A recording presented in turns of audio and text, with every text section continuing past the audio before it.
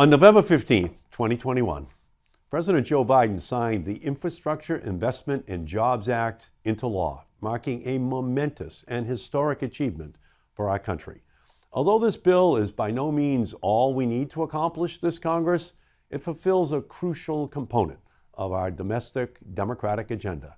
This transformative package contains key funding and policies that can modernize our country's physical infrastructure for the 21st century. It is also a package that encompasses a variety of my personal priorities, such as enhanced safety, promoting equity, and increased funding for passenger rail, public transit, bridges, roads, clean water, and broadband. In total, Massachusetts is set to receive more than $9 billion. And it might wind up $10 billion, $11 billion, $12 billion.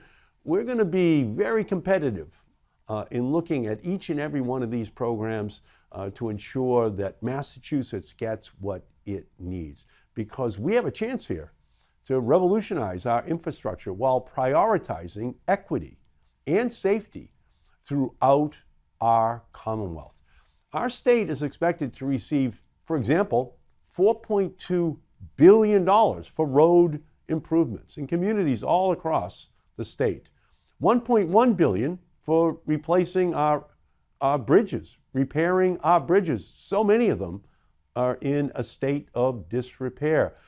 There's going to be $2.5 billion for public transportation systems, like the MBTA, but like systems all across our state. And $1.1 billion for clean drinking water and safe wastewater management. Hundreds of millions of dollars, likely between $400 million and $800 million, but probably heading towards the larger number for broadband access for every single person, small business inside the state. This is much needed to deal with the digital divide, to ensure that everyone is a part of this broadband economy of the 21st century. And we're going to be receiving the money that will have us have the capability of bridging those divides. And as part of a climate revolution, $63 million for Massachusetts for electric vehicle charging infrastructure. We're going to have to move very rapidly to this new era of all electric vehicles, and the funding is in this legislation to help us get a great start. And we can also compete for new grant opportunities. I helped create a program including $12.5 billion in bridge investments, as well as a $12 billion initiative that mirrors my Brain Train Act, which will support intercity passenger rail service in historically unconnected communities throughout our state and throughout the region.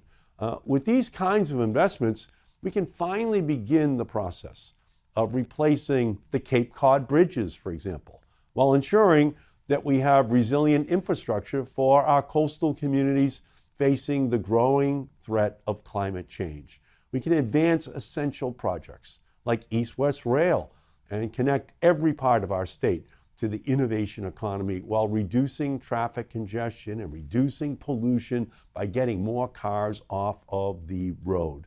We can ensure that every child from the Berkshires to Boston has the opportunity to do their homework or to write their term paper from home with high-speed internet broadband as a utility rather than some kind of discretionary program for every family, every child. It has to be like heat or hot water. It's essential for every family, essential for every small business, essential for every school, essential for every part of life in the 21st century. That is what we have to do. We have to totally democratize access to the internet for every single person in Massachusetts and our whole country. That's what this bill helps to accomplish. And we can update our water infrastructure and expand access to clean drinking water for every person in our state. And we can deploy a network of electric vehicle charging stations to kickstart Again, as I said, that EV revolution right here at home. We're going to be at the forefront of that revolution because that's who we are. We're not just the Bay State, we're the brain state. We know we have to move to an electric, renewable economy so that we dramatically reduce our greenhouse gases. We want to be the leader, not just in the United States, but globally, because that's what Massachusetts has always been. And ultimately, there are so many other things in this package that every city and town will be able to do something special. So, for example, the infrastructure package also includes significant investments in our airports and in our ports to ensure our supply chains run smoothly and effectively during this holiday season, but every holiday season. And with every infrastructure investment, we have the opportunity to create good paying jobs and spur economic growth all across the Commonwealth.